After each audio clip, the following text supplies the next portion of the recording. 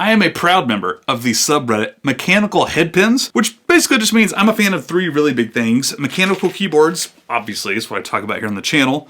Fountain pens, which maybe I'll talk about one day. And high-end audiophile gear. Headphones, and in today's case, IEMs. In this video, I am going to be reviewing the Kiwiears Orchestra Lite IEMs, but, two extremely important disclosures first and foremost.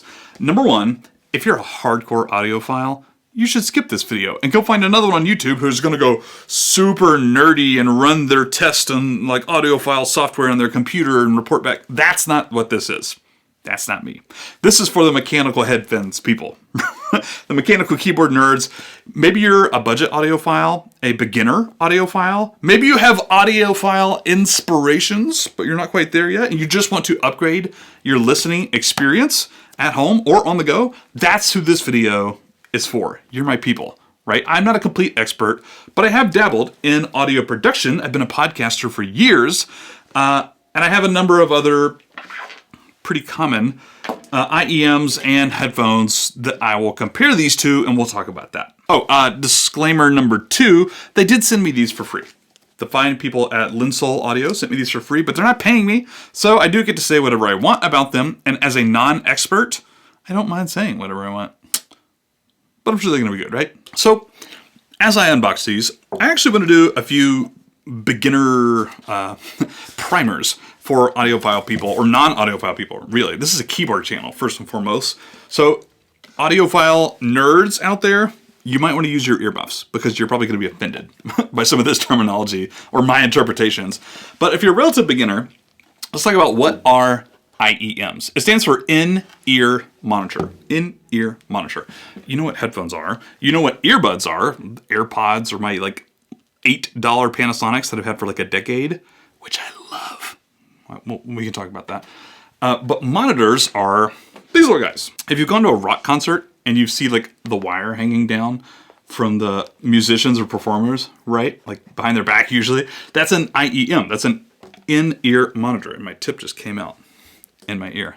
I dropped it. Now, that obviously begs the question, what about speakers? Monitors, speakers, monitors? Again, audiophile nerds, earmuffs. Here's my interpretation. I have monitors on my desk right here. Speakers are meant to sound good. Monitors are meant to sound accurate. Speakers, you should be able to like put in any room. Big room, small room, close to you, farther away. They're supposed to make music sound good, basically anywhere. Right? It does this by like adjusting some of the frequencies and tones and nerdier stuff I don't know. I don't understand. But they're supposed to sound good. Monitors, and the ones on my desk, are meant to sound accurate, clear.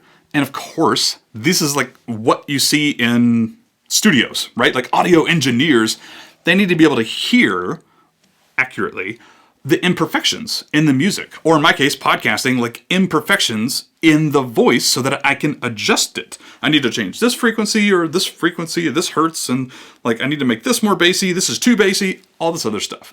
And in order to make those decisions, you need it to be accurate. You need an accurate, clear, balanced picture of what the artist intended. That's what audiophile people say a lot, right? IEMs are monitors. And they're supposedly, they make you hear what the artist intended you to hear. It's supposed to be balanced. It's supposed to be clear. Now, obviously, it's not just for engineers, right? It's for people like you and me who like just listening to music, all kinds of different music. I like hearing the different instrumentation. I like hearing much more clearly different parts of the music. I like that. Some people might not, and that's totally cool. I do. I love monitors. I like listening to music on my monitors. It sounds amazing. Okay, in the box, we'll check out the actual, Orchestra Lites here in a second. Instruction manual, which, it goes through basically how to wear, how to insert them in your ear. It's actually not as straightforward if you're coming from the earbuds world. These don't have tips on them, but you can see, like, they're kind of a funny shape. They're like a tiny bit heavier than most earbuds. Here's a tip from my other ones right there. Actually, I should just unbox this thing, assuming they got them in there. There's a carrying pack right there, empty box. There's a nice, really hard carrying box for them. And there you go. Of course, it comes with a cable, detachable cable, 2-pin, I'm assuming. Some people actually these 2 pins like might get warped if you travel with them a lot and you tear them up, but you can always replace them. And maybe that's a disadvantage as well, but like the Moondrop Chews are another IEM that I do not like, by the way. They don't have a detachable cable, and it kind of drives me insane because I don't actually like the cable, the way it like sits and fits when I'm wearing them. I don't like that. I like being able to choose, so that's good. These are like copper, what is it, like oxygen-free copper cables or something? Again, audiophile experts, earmuffs. I don't know. They're just supposed to be really good cables. Tips. Comes with a couple of different pairs here. That's all for the carrying case. Looks like there's like foam, silicone. I don't know what these other ones are. I'd have to look this up actually. 3 different sizes of each, of course, so you can find the ones that sit in your ear and are the most comfortable. And I think that's actually it. 3 things before my review. Number 1, I'm going to listen to them for about a week and report back. Number 2, I hate audio reviews. The reason is because it's impossible for you to listen to these in this review video. That's impossible.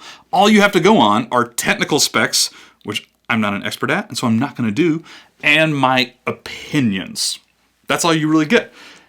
So I figured I should tell you, I listen to just about all types of music except for country. I love bluegrass music. I listen to a lot of metal. I listen to a lot of 90s alternative rock and industrial rock. I also listen to classical and jazz and straight up pop music, maybe even a little bit of K-pop every now and then. Everything pretty much except for country. And I'm going to do my best to give you just my own personal interpretation of how these sound, and specifically how they sound compared to the other IEMs, earbuds, and headphones that I have, because I think that's valuable. Last thing, I'm going to be using my Shit Stack. This is Shit Audio out of Texas, I think. I could be wrong about that. DAC, digital audio converter, as well as my headphone amp.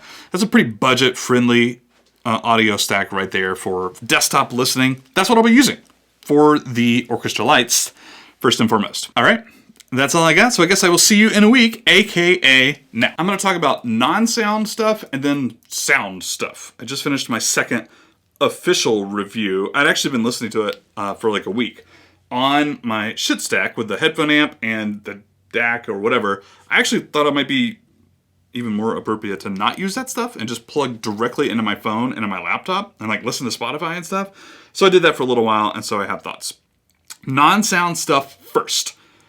I have some pros and cons. Cons, the biggest one I found was this little guy, actually. The cable. It has nothing to do with the Orchestra Lites, but this is the cable that came with it. If you use an adapter like that, you're going to have to get a different cable. This was really hard to fit in there. I mean, it fits in there, no problem. But it's almost like this isn't long enough, the TRS, or whatever this is. It isn't quite long enough. I had to like wiggle it around to get it to work correctly. I'm like wiggling. Oh, there it is. I can actually listen appropriately now. So that's something to keep in mind if you use something like this, if you have an amp or whatever. That said, again, just the cable. It's not the Orchestra Lites. That's one con. This is super nitpicky. First of all, this is the best case that I have like 4 IEM cases. 3 maybe? 4. This is by far the best. It's hard. It actually protects things. It's really great. But I wish it were 5% bigger. They fit in there. Yeah, you can coil them up and they fit in there. But I hate having to like really wrap it super tight, and like I hate the thought of even crushing these just a little bit. Like this does have a shape. You don't want to ruin that. It fits, but I just wish it were 5% bigger. That said, it's still the best case just because of the material and the build. That's actually a huge pro, in my opinion. Last big pro. They were comfortable for me. This is a subjective thing if you're into headphones and earplugs, comfort. But I gotta say, out of all of the IEMs that I have and have ever tried, these are by far the most comfortable. Some, which I won't mention by name, are heavy and metallic, and they're just not comfortable at all, right even from the get-go. Others are more comfortable when you first put them in, but after listening for like 20 minutes, you're like, okay, my ears hurt. My ears ache. That's these.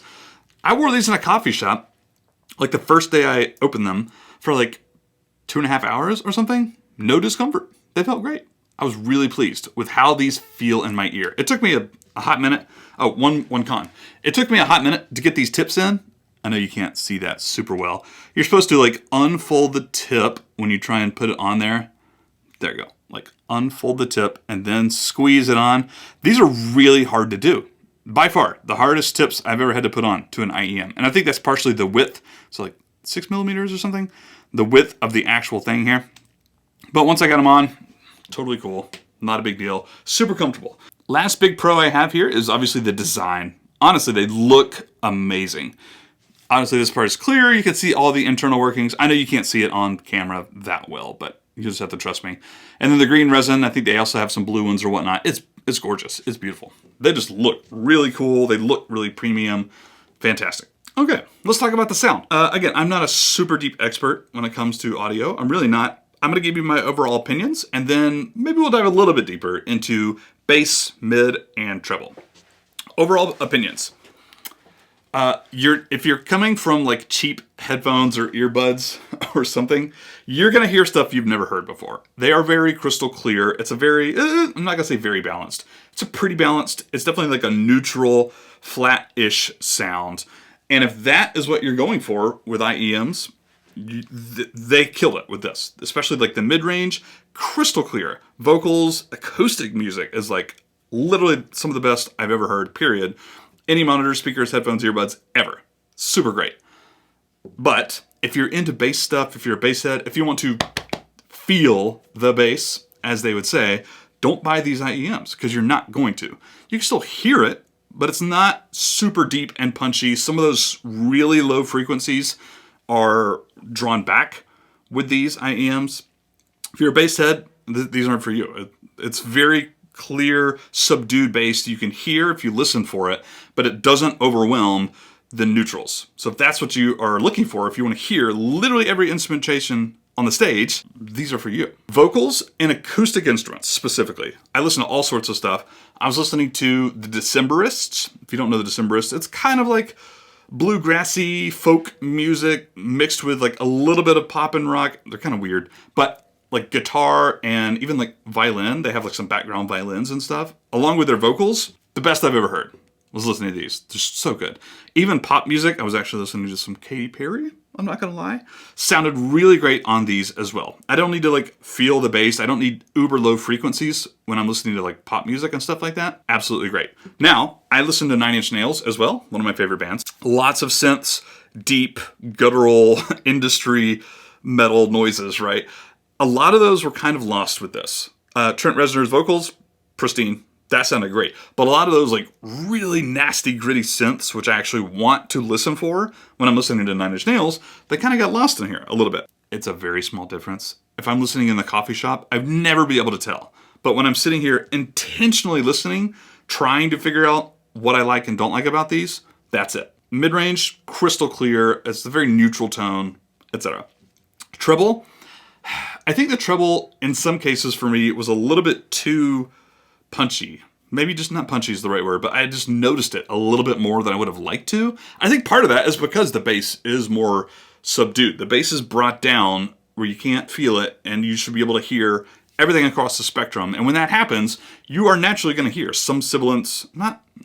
They nailed the sibilance. The sibilance isn't bad at all. But you're going to hear some of those higher frequencies, maybe just a tad more than you would be used to. That's it.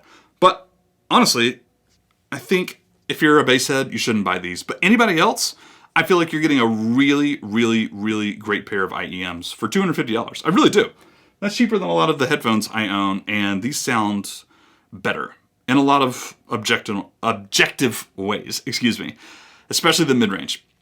Very neutral. It's a little bit dry, maybe, as opposed to wet. I don't know if that makes any sense. Maybe you audiophiles out there can rail me for this in the comments. But in general, you're going to hear a lot of clarity with these. A lot of really cool instrumentation, especially with like pop music, acoustic instruments, and stuff like that. I think these really shine. I listened to some salsa music with these, by the way, and it was like amazing. It was like a live salsa performance, and it sounded really good. So that is my review of the Orchestra Lites. All right, so to sum up, they feel amazing for me personally, although that is subjective. I love the way they look, very premium, great case. Even aside from the sound, I'm going to be reaching for these and using them. I'm not really a bassy person anyways. I don't necessarily need that most of the time, especially when I'm working or doing anything else in the background or working at a coffee shop or something. I'm gonna reach for these. They sound fantastic. If you're in that budget, right, like $250, that's like a mid-price range for sure. These are a great steal. I really do think that. I'm gonna be reaching for them. Let me know if you would like to see other non-keyboard stuff on this channel. Again, this is primarily a mechanical keyboard channel. But if you want to see other stuff like headphones, IEMs, other, battle station, gaming station stuff, let me know. I would love to make those videos too. Let me know what you think about these in the comments. I'll leave some links so you can go grab them. I think they sent me an Amazon link as well as an AliExpress link. I'll leave that stuff in the description below, and I hope you have a good day. Adios.